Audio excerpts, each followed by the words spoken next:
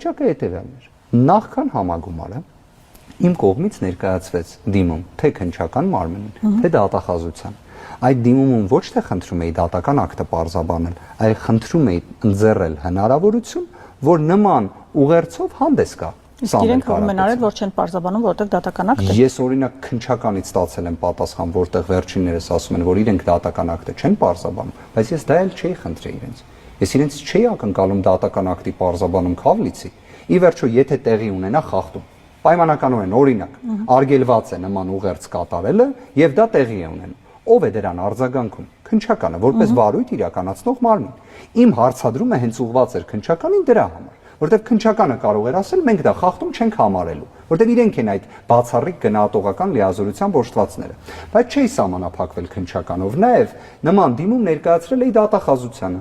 որպես օրինականությունը հսկող բացառիկ լիազորության ոչտված պաշտոնյա։ Իրենք նույնիսկ չեն պատասխանել մինչ օրս իդեպ։ Քննչականը գոնե պատասխանեց, որ դատական ակտ չի մեկնաբանում։ Դրանից